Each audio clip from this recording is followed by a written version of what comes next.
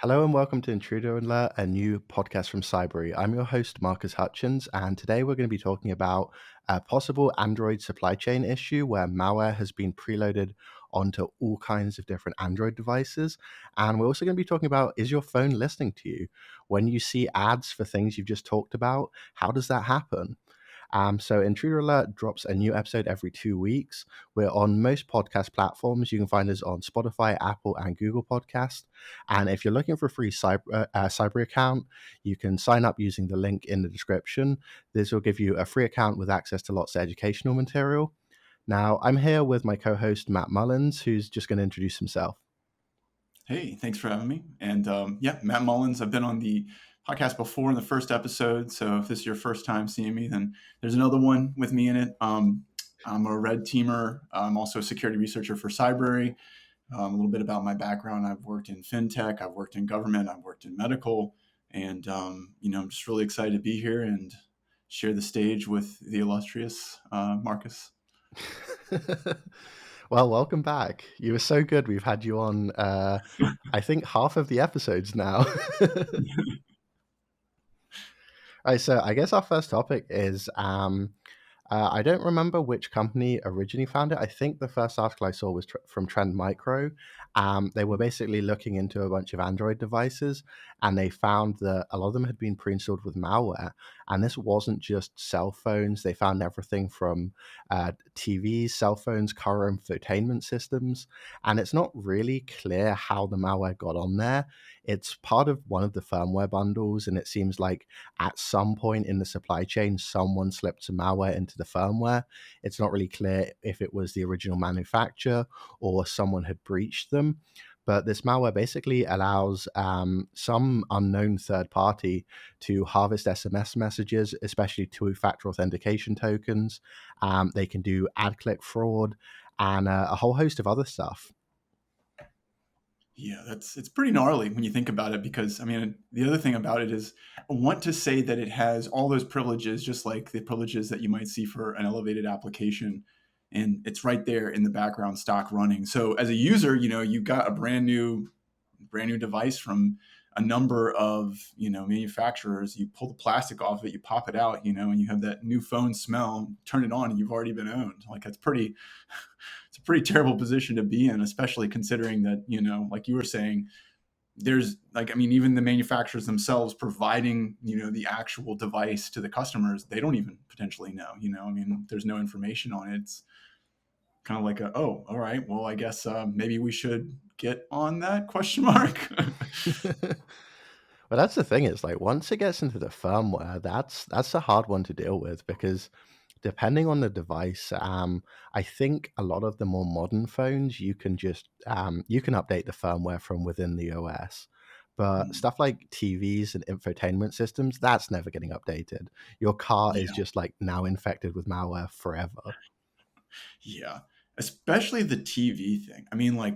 I want to say, so I have a Samsung TV, and it uses, I forget, it's like the Zhao something browser, which is like a fork of Chromium, I think. I'm not sure. But essentially, that one's probably never going to be updated, to your point, and never was intentionally to be updated, considering that most people don't browse the internet on those devices, right? Like they have an app for like YouTube, and then they go to the YouTube app, or they have Disney Plus, they have Netflix, or they have whatever, right? And that's what they use it for. So yeah, it's pretty crazy. And then also the fact that, like you said, like with cars or like other devices or implementations within larger, more life critical, pieces of technology, like, oof, it's pretty gnarly stuff, like all that data Yeah. going out. I gotta admit, I don't know if I'd be too worried about my TV. Like, just given the capabilities, it's like I don't think there's any personal data on there that there is to harvest. It's not one of the ones with a camera, so I don't really have to Mhm. worry about that. I think out of all the devices I own, if I had to have one be infected with malware, it'd be my smart TV. I never even use it. Like I'm one of those lazy people who like buys the massive big like 80-inch TV and then I watch videos on my phone or my laptop in bed. So I would definitely pick their TV. But yeah, like those things do not get updated. In fact, Yeah.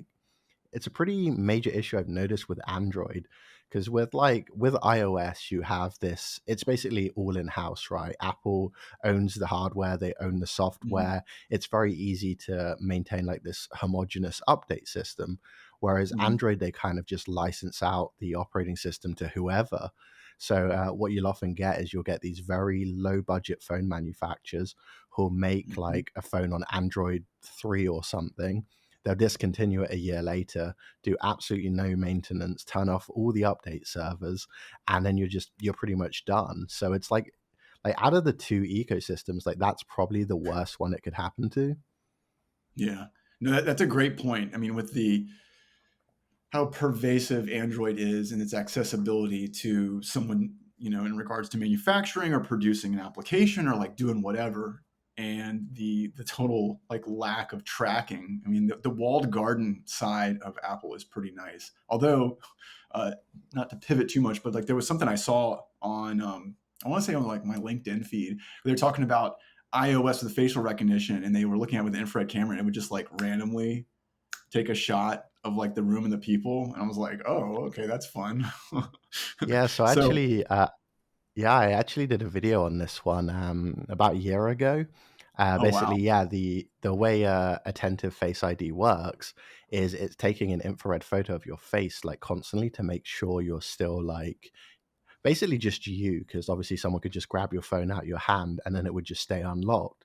So what Yeah. it's doing is not only when you pick up your phone does it do the scan, it's actually periodically doing the scan every couple of seconds to make sure you're still there. Um, Hmm.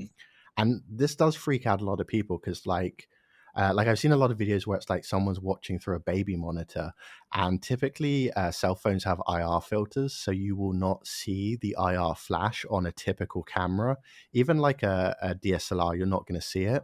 But on night vision cameras like baby monitors, CCTV cameras, you can actually just see it, just and it lights up the entire room. So there's been like a lot of videos where people have been like checking in on their spouse or their kid, and there's just a phone just going bloop bloop bloop, lighting up the whole room. Yeah. And of course, this like freaks people out. But I've looked a little into the design, and it seems like the scan at first it's an IR scan, so it's not like a photo of your face. It's actually Interesting. infrared, and it's basically called a dot matrix. So it Okay. doesn't really look like a photo at all. If someone were to get hold of that, it wouldn't be of Yeah. much value. Um, Interesting. and also, I think it's stored on like a separate chip, like it's basically an entire separate operating system that runs the Face ID. So that scan never actually gets uploaded anywhere. It stays within like a self-contained chip on your phone. And even if your phone was like infected with malware, it wouldn't be able to reach into the Face ID system and Hmm. utilize that camera that's going off constantly. So like for what it is actually pretty well thought out, but it is like Yeah. freaky to see it in action. Yeah. You bring up some really good points too about like the IR side of it, because if you look at like a lot of those like motion detecting trash cans and stuff like that, you'll see it like constantly pinging for that, looking for that, break in it so that it can say, oh, time to open the lid, burp, burp, burp, burp, so that makes me feel a little bit better. And it's interesting that you point out the stuff about the chipset like having that stored separately, because it almost sounds a little bit like the way that they engineered the approach for the payment system, or like Apple Pay. Like if you look at the way that that was set up, it's very agnostic of, I guess, someone being able to like interject into the middle of the transaction, and like the handshake and the tunnel and things like that, the way it's been set up. Because when it first came out, like you were saying, with like the chipset and stuff like that, there was a lot of people that were freaked out by it, and they're like, oh, well, Apple's gonna be able to see a bunch of stuff, and there's obviously going to be some data vestiges, right? Like even with Signal, like if I think there was like something I saw where it was like a subpoena for it, and all they gave them was the user's like name, like the time they logged in, their last message. And they're like, we don't got anything else, sorry. So like the transactions being protected in that sense, and that kind of like walled approach, like that does sound very reminiscent, like and similar in design to the chips that you're talking about with the dot matrix and IR scanning, and how that's agnostic of the standard operating system and like the kernel. So that does make me feel a little bit better. Yeah, I think quite a lot of stuff goes in there. You have like all of the encryption stuff, I think, is stored in a separate chip. The Face ID, I don't know if the payment uses that chip, but they have Yeah. like, you have like the main phone and you have the secure enclave, and pretty much Mhm. anything they don't want the main phone to have easy access to just goes into the enclave. Nice. Yeah. The other thing that's interesting about that too is like like the contactless card payment systems. Those are also really interesting in the way that they've been kind of developed and set up so that they're all agnostic of like, the standard process and like the chipsets and the cards themselves. But yeah, that's me like going off in like a random tangent, showing off like a little bit of the background that I've had to like dig into. So that's really cool about the Yeah. iPhone. I didn't know that. Yeah, it's a really fun thing to play with because if you get like a high enough resolution IR camera, like if you look at it through like a normal camera that can see IR, you just see this huge flash that illuminates the room. But if you Mm. look at it with a very high resolution IR camera, you can see the individual dots. It like projects like an array of dots onto your face, and it's basically Huh. measuring all the distances. And it's really cool to see it in action. Yeah, didn't like the Kinect use something like that back in the day, like the Xbox Kinect, like with all the dots to track where like the players were, or maybe I'm misremembering. Yeah, it was. I don't remember what it was. Yeah, it was basically the same thing. It was using an IR matrix to, I think it was like doing movement tracking or something, right? It was kind of like Yeah. the it's like right after the Nintendo Wii came out and everyone was doing the Yes. whole Yeah, like that's movement right. tracking. Like Yeah, I could so play like soccer those with a dog. yeah, so those systems are actually really interesting to play with. Like I was actually building like an IR detector recently so that you could Hmm. it was primarily for detecting hidden cameras because they also at night will blast out IR, but it will pick up anything from like Face ID, the Connect, uh like TV remotes, and it's quite a fun thing to play with. Yeah, don't they have two like kind of thinking about that a little bit further? Like I think you can go on Amazon or like wherever you can get like spy camera detectors, and it's like essentially like a little like port that you can like watch through and then click and it will show the reflection or it'll show if there's like an IR projection. I know that we had talked about that and covered some of that stuff in like some of the training we did and some of like the red team stuff. When you go into a room and like you're trying to do a thing, like leaving things in a certain order and like, um, looking for the camera so that like if you've been made per se for your op or whatever. And we talk about some of this stuff later on in some of the future courses for like the RTXO, but it's just interesting. And like that stuff when I first learned about it, I was like, what? You can view a hidden camera? Like that's pretty cool. Yeah, it's a really cool field because ultimately it's the same as normal cameras and normal lights, just operating on frequencies the human eye can't see. Like Yeah. a really gimmicky but kind of cool one is the Oculus VR headsets. I don't know Mm. if you've played with them, and you have the pass through mode where you can sort of see. So that Yeah. pass-through camera is pure IR, like it's not a regular camera. So if you Hmm. walk into a room with like infrared hidden cameras in, wearing an Oculus, you'll just be able to see them. Like you'll be able to see the big, like emission of infrared light. Not Hmm. super practical, but really, really cool because you can see them in 3D space rather than like Yeah. looking through a lens or anything. Huh. Yeah, I didn't know that it used it. I played with them before, but in regards to the pass through, that's interesting to learn about the technology too. I mean, there's always the freak outside that you're using a headset that's recording things and then it's going back to Facebook. Yep. Although in that case, the IR camera is detailed enough that you can kind of see things. So I would Yeah. just treat it like a regular camera. Yeah. But yeah, I guess segueing on from spying, let's go to more spying. So this is a phenomenon you've had from probably quite a lot of family members. They're talking about a product and then they open their phone, they go to, I don't know, Instagram, Facebook, whatever, and the first thing they see is an ad for that product. So Yeah. I guess how do we think that happens? Yeah, that's a fun one, especially with product advertisement and then just other things like that in general that are like recommendations. You know, the tinfoil hat in me is always like, all that stuff is always listening. It's always on. It's always detecting. Like if you can say, "Hey Siri," and I just triggered somebody's phone out there in the audience probably. Hey Alexa, Siri, subscribe to Cybrary. It's just like it'll flip on and be like, I'm sorry, did you mean to actually search for like, ninja ferrets hang gliding? Like, no, I didn't. It was like a conversation I was having with my kid about like, something they're watching or whatever, and all of a sudden now you're like scrolling through and it's like top fun toys for ferrets, from PetSmart. And you're like, come on, get out of here, dude. Like seriously. But yeah, it's pretty bad. And it feels, for me particularly, I don't know how you feel about this, but like it feels kind of insidious and invasive, like on multiple levels. Like I think in theory, like with the marketing, people are like, oh yeah, it'll be great. Like we'll totally listen to everything they say. So then we can cater all their needs. But in reality, it's just like, what are you doing? What are you doing? Like what's your favorite food, like or whatever. And you're like, just, it feels invasive, right? Like dovetailing from the Facebook point that you had made earlier, we were talking about earlier, like the Oculus. Yeah, so I've always wondered a little bit, because like the thing I've always found curious is like the Siri thing that you can just say, "Hey Siri," and it'll just light up. Because typically you can't do that with most devices because having an always on microphone just it kills the battery.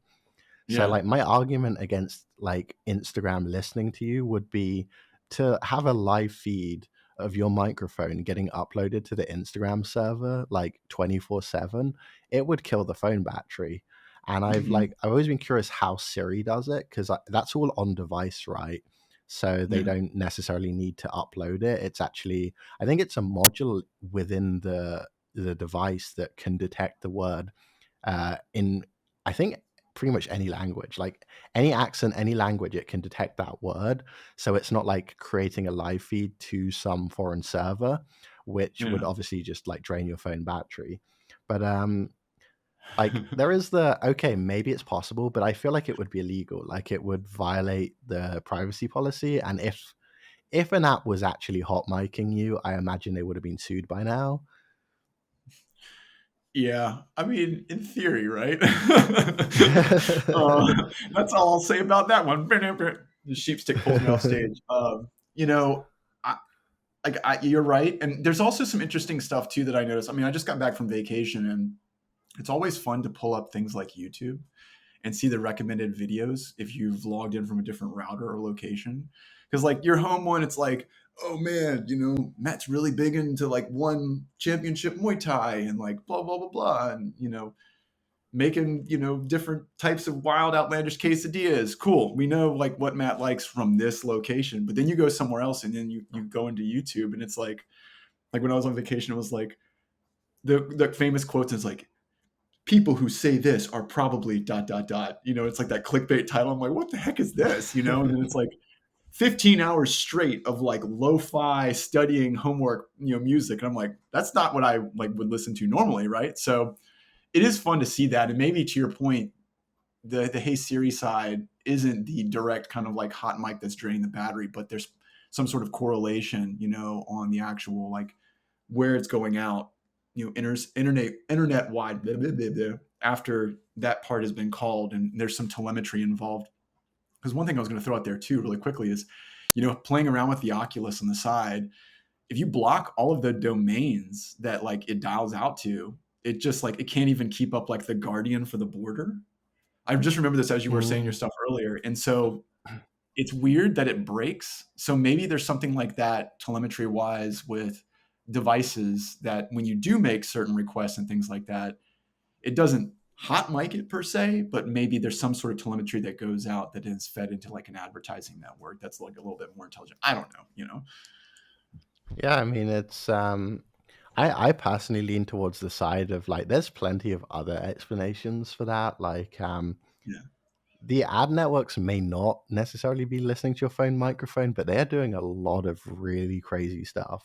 Like Yeah. you touched on one of the ones I was going to bring up, which is um, to an extent, ads are tied to your IP address rather than your device. So if you go to someone else's house and you log onto their Wi-Fi, if you start getting new ads that you haven't seen before, they're targeted at the person whose Wi-Fi it is. So you can learn a little bit about them through that based on Yeah. whatever ads you're getting at their house.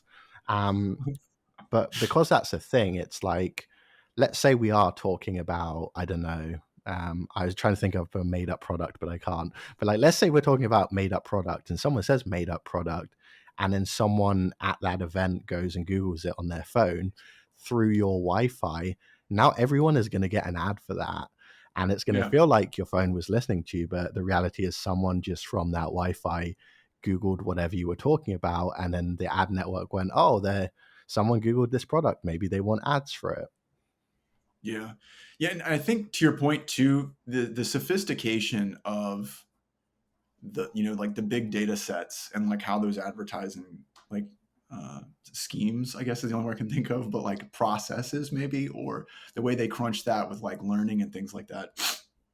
I remember like, like some of the exposure I had in application security earlier on, like it kind of blew my mind to see how they could track all these different data sets, right? Like your hover time before you click, or what region of the website, like your mouse like hung out on, or like what, buttons you interacted with more than others. And they would feed that into this data lake information and then crunch that and be like, okay, so we think based off of that it's the color scheme for these buttons. That's why people are clicking this. So what we want to do is we want to take that information and then make more enticing advertisements or new product lines that use the same scheme, but in a different region, right? And then they learn a little bit from that until, it's just like that movie Equilibrium where he does the gun kata, it's like statistically speaking, like you just do this dance and you'll win the gunfight every time. Like maybe it's something along those lines, coupled with, to your point, the IP and, the clicking and like the probability based off the demographic. Like we know from the metadata or the telemetry that, the family here enjoys, I don't know, like they home make hamburgers like all the time. So based off of that, we can correlate that they're this type of family and, whatever. And like we've seen that type of stuff too, statistically,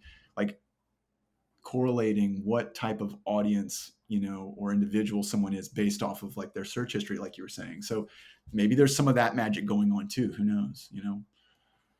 Yeah, I think the only time I ever got it was I was at a friend's house. He was talking about this like Wi-Fi dog collar that allows him to find his dog if it runs off. And then immediately I got an ad for the Wi-Fi dog collar. But then I was like, well, I mean, he has the collar, which is why he's talking about it. We're on his Yeah. Wi-Fi network. So he's obviously purchased it at some point. So that makes complete sense that I'm getting ads for that now. Yeah. Yeah. Another thing too about it is, kind of circling back to that first topic we were referencing with the malware and the supply chain for Android devices is, imagine if you could like couple that with, beaconing out certain types of malware from like a little itty bitty like, chip that's been like built into it that only comes alive when certain circumstances or certain things happen. Like that'd be pretty nasty, I'd imagine, right? So you've got like I don't know, your refrigerator, and your refrigerator is sitting on your Wi-Fi network because everything's got to have a chip on it. Why would you not want your refrigerator dialing out to the internet? Seems like a great idea, right? So it's there and it's like talking, but like deep in it, like there's like, a separate like, enclave, like a Minix like thing running in the background or something like that, right? And like when a certain advertisement thing flows through and it kind of sniffs that data, it's like, oh, they're talking about government secrets. Sweet. Time to beacon out that C2 payload, and it's like beep, beep, beep, beep, beep, beep, and see if you get a hit. I mean, like maybe I'm giving the PLA really good ideas right now, or maybe they've already thought of this, but it seems like a great approach if you were trying to shell the right people, right? I feel like there's way less technical ways to get exactly the same thing. Like I remember when I was in DC, we started talking about questionable government stuff, and I saw like the Uber driver just reach over and press like record on some kind of recording device. And it's like I feel like that's a little cheaper. Yeah, that's the low tech version of it. All right, he said, whatever. Hold on, pull out my press talk boy. record. Yeah, just say it a little bit louder. Yeah. That would be a little bit freaky too, to see your Uber driver like lean over and like start messing with some stuff that make you start talking about something suspicious. Like, oh, these gentlemen I seem mean, pretty it's not sus. surprising. Like Yeah. I'd assume most of DC is bugged, right? Yeah. Well, then, like, when you get into that area, you see all those cell phone towers everywhere, You're like, all right, sweet. Which ones are legit? Which ones are not? Which ones are None of hidden? them. Which ones are not? Wasn't there was a thing recently, I wanna say, like, the White House or something. They just, like, all these cell towers, like, popped up. It was very close to, like, a classified government building, and they, like, Oh, did yeah. this huge investigation. They found that someone had just been, like, putting up random devices around DC that were, like, not at all legitimate. Ooh, yeah, that's a little spicy. But I Yeah, I mean, wish I had it's the exact DC. story. Like, Yeah, it what makes sense, right? Like, if you're gonna spy, you probably want to spy where all the important decisions are being made. You don't want to spy out in like cornfields in Nebraska. Like, all these cell phone towers are popping up in the middle of nowhere. We don't know what they're doing because they're not learning anything. But maybe it's aliens. I don't know. There's a really good one I heard, but I'm trying to remember if I heard it publicly or if it was a story that someone told me that I can't retell. So I'm gonna skip over that one, and we're gonna go Wow, to I was gonna say that's a spicy story right there. We're all like wondering now, like, yeah. No, it was just like there's like a lot of really creative ways you can spy inside a building without like putting a mic in there, and it was one of those ways where I was just like, wow. yeah, yeah, I I can think believe there's it. like Yeah, there's like a couple of public ones. I don't remember the name of it, but you reflect a laser off of the building window, and the window is going to Yes, vibrate to sound waves, and that's like how they do it in a lot of places. This was like something like that, but it was like insane. yeah, you can do it with an IR too. So it's like naked to the. I mean, it's invisible to the naked eye to what we were talking about. And if you catch it, and they don't have the correct vibrational technologies in the window, especially for like an executive, like higher level window, that can be bad news bears. Luckily, a lot of people don't have the capability to like build one of those from scratch, and there's not a lot of good guides. So if you were to buy a device for that, it's like a bajillion dollars. But like someone like you and me, or whoever else might be like, oh, cool, challenge accepted. Let's make it on a pie. Yeah, I'm Hold pretty my beer. confident I could. Yeah, I'm confident I could make one, but I don't. I feel like I wouldn't want to get caught with that. Yeah. Yeah. How do you explain your way out of that one? Like, what are you doing with this like tripod in a hotel room right across the street from an embassy? Well, what had happened was, yeah. What was it? They had that thing too about like Wi-Fi. Like they were able to like use Wi-Fi internally, like sonar, to identify where people were in a room, and then Oh, like, that's a cool one. Yeah, there's two I've seen. There was one with like the Amazon Alexa because I believe it has like an array of microphones around the outside. So it's something like 8 different microphones. oh And there was a wow, research paper where they found that it was so many mics that they could cross-reference the sound bouncing off of surfaces and basically just create a full 3D map of the inside of your house just from the sound waves and even track people as they like move around the room. And then there was the Wi-Fi one as well, I think, which is what you're referencing to, where they could see through walls. yeah.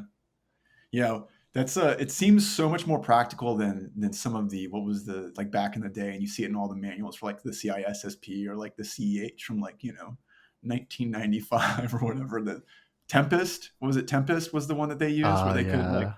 yeah, many moons ago. Well, now we just I think listen with an Tempest Alexa. was Tempest like one of the Snowden leaks? I can't remember. I feel like it was. It it might have been when I was thinking of like, I mean, maybe this is the wrong term for it, but it was like the technology where they were able to essentially like listen through walls, like for like emissions, electronic emissions. And the one that Snowden was talking about, I thought was like a similar named one, but it was like essentially like, hey, we have all these major like major IT companies, and we just aggregate all of the metadata, and then Oh no, but I could that's be wrong. another one. I can't remember the name of that off the top of my head, but I think Tempest was the one where they were capturing the radiation from like computer monitors That's so what that it they was. could. Yes. Yeah, I think that was a Snowden leak, but maybe I think it was known before the leak. Yeah. Yeah, and they have like really weird names too for all the tool sets that they use, right? So, it's like Yeah. carnivorous flower plant is like the name of like whatever. Like, Eternal can you imagine blue. that conversation? Like, all right, I've breached the PLA like embassy using carnivorous flower plant. We're gonna pivot over to hamburger flapjack to go ahead and get access to their kernel. Like, Roger The that. worst, the worst is like talking with gov people about malware because obviously they have their own internal names which are classified, and Yeah. you just see them sit there for like 5 minutes while they try and like internally map the name of the thing you're talking about to what they call it, and then back, and it's like there's like a 5 minute buffer whenever talking to anyone about malware. Yeah. Little grinding computer sounds in the background from like a hard disk back in Yep. the day. That okay, I know what you're talking about now. Yeah, there All was a right, so lot we of have really interesting. a Sorry, go go ahead. I mean, you. So say we have a couple of preceded questions here. We've got, I'm looking into attending conferences to build my network and attend workshops. Are there any recommendations that are worth the registration fee? Mm, mm. Yeah, I mean, my big go-to is like B-sides or like local Mm, conferences. Like near Richmond, there's RVA Sec, which is actually coming up pretty soon, and that one's been going on for a long time, and it's phenomenal, and you can see them kind of grow. But B-sides and local conferences like was it NolaCon or like Hack Miami or stuff like that. If you're close to one of those major metropolitan areas, there's probably going to be something like that. Usually, it's significantly cheaper, and then also like if you're looking for a job or trying to build your rapport with the industry in your area, like that's where they're all going to be. So they're going to have their little business booths set up, and you can just go in and shake hands and talk with people and just get out. And the hard part, like, at least for me early on, was being a social butterfly for the interactions and stuff like that. But if you can get over that kind of awkwardness, I think that those are probably the best. I don't know what your perspective is on it, Marcus, but that's my go-to. Oh, I caught you flat-footed. Sorry. Usually, I go towards the B sides because there's always like one nearby. Like every major area has one, and Mm. I can't remember, but I seem to think they're free, right? Like the ticket price Yeah, is I either think very, very low or they're free. Yeah, I think if there is any price, it's essentially to cover the cost of like a sweet like badge or like some sort Yeah. of tchotchke thing. It's like that in OWASP meetings.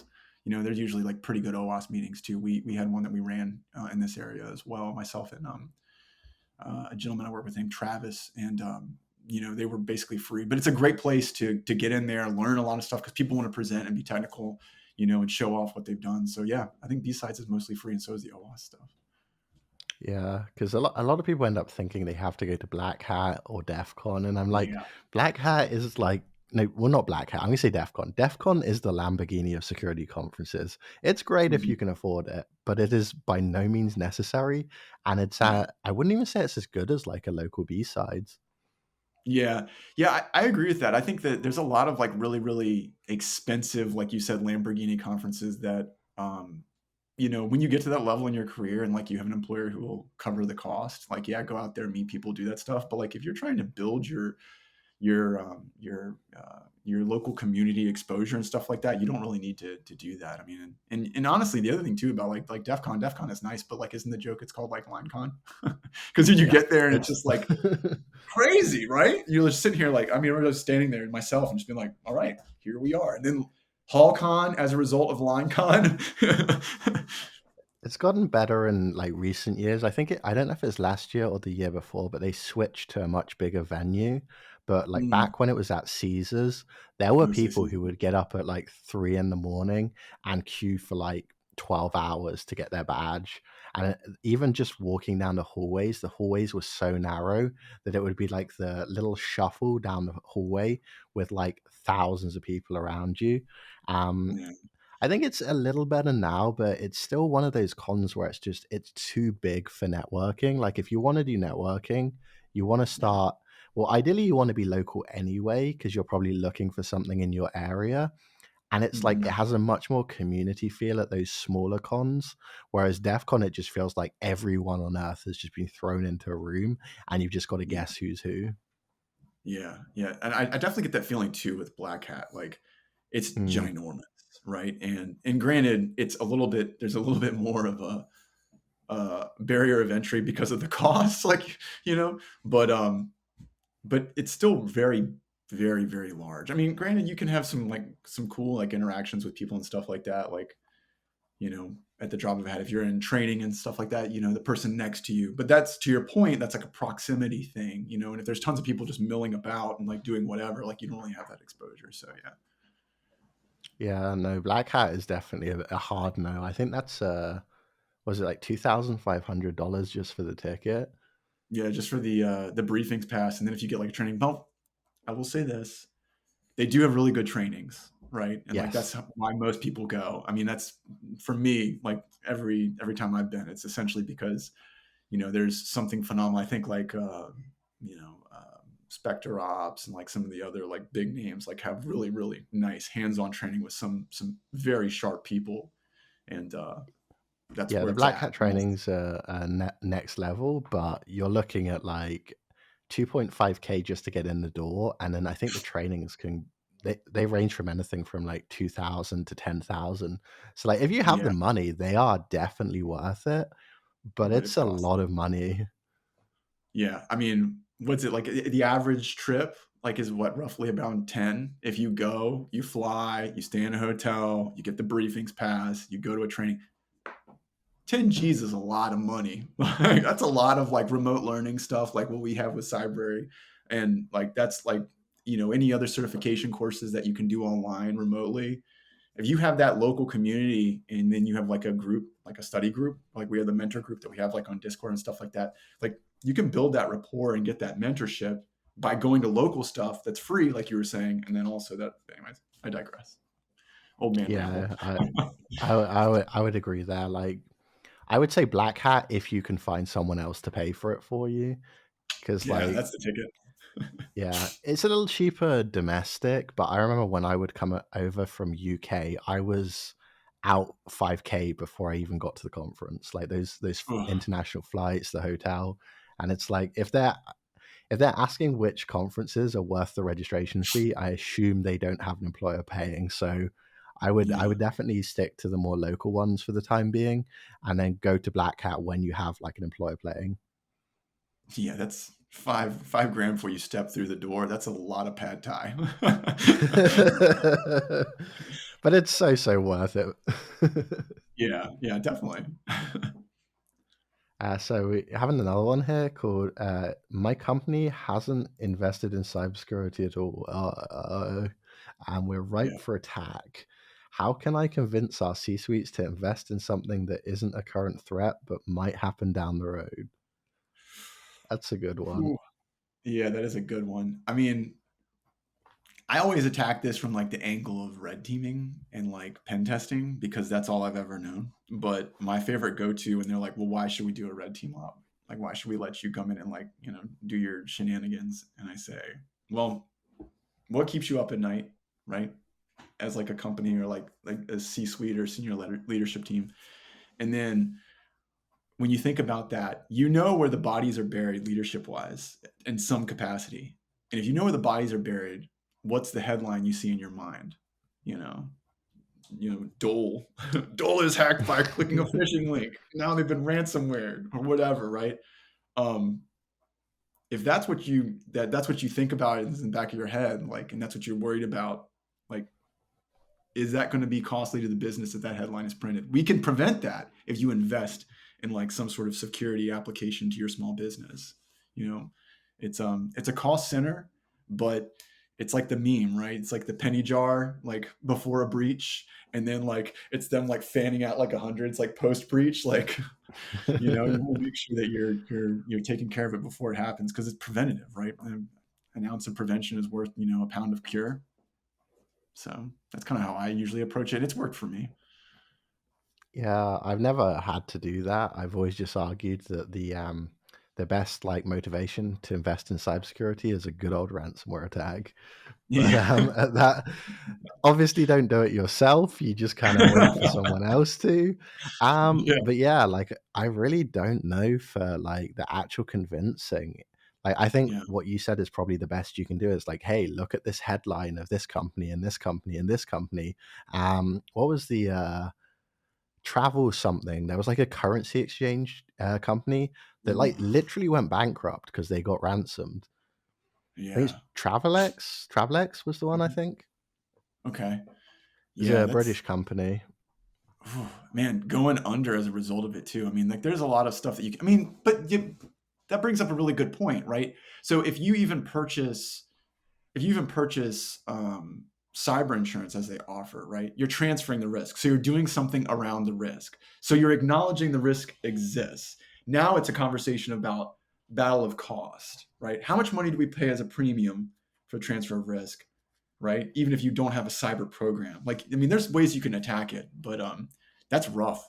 That would really suck if you got ransomware and then like next day you're like, cool, well, my hit card doesn't open the door. That happened. Yeah, I've Gonna seen go. like a couple of companies just straight up go under. But yeah, I just think kind of give them, just collect some spicy headlines, show them like the risk, and like it's a lot more than just like cyber insurance, because you can get cyber insurance, but they are going to have an expectation that you Yep. do like the minimum possible, usually quite a lot, because Yeah, they're that's a good not point. like, yeah, like no one's going to insure my house against fire if I'm lighting bonfires in the middle of the rug, right? They're going to expect Yeah, that I have sprinklers and a fire alarm, and cyber insurance is going to be very much the same. So, like, it's yeah, not, I don't see it as an opt out of the cost, because the second you'll just end up paying the cyber insurance premium and then having to yep, do all the security stuff anyway. yeah, yeah. And you bring up another good point too. Like if you're processing any sort of payment, PCI DSS compliance, like if you're handling medical records or electronic medical records, EMRs, like high tech, and HIPAA, like those laws and those things are going to require something in some capacity. So you might want to also, from the perspective of trying to get something off the ground, ask your leadership, like, well, how in compliance are we? Like it could be they're processing payments and you're just like shooting from the hip and they're like, cool, but what happens if something happens? We're really going to be in trouble at that point. So, Yeah. And then we have our last question here. Is blockchain security a good career option? What about its future?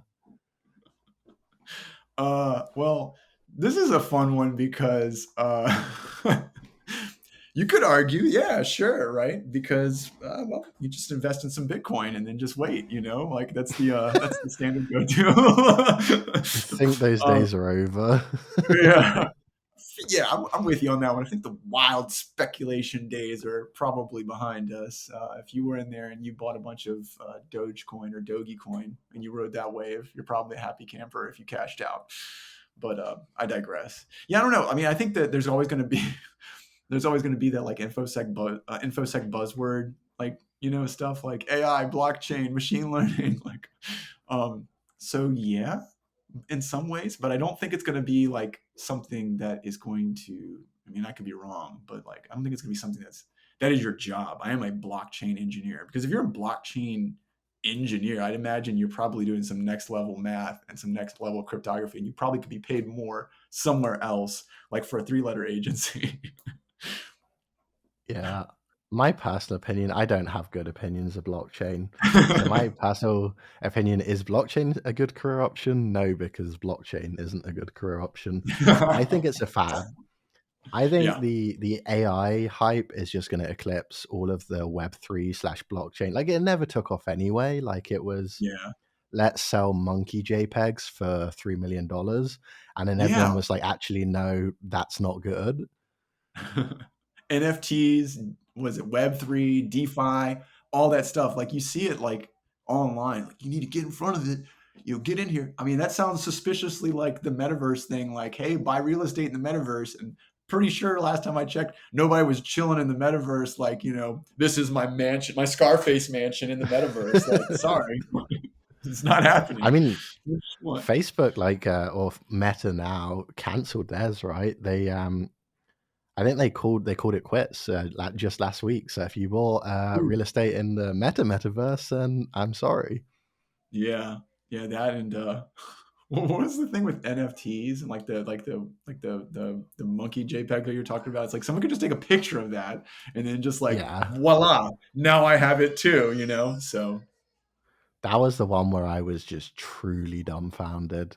I was like, yeah, people are really selling. Like, it's not even the image you're selling; it's a receipt claiming you own an image of a really yeah, poorly drawn monkey, and it's yeah, like, why are people paying money for this?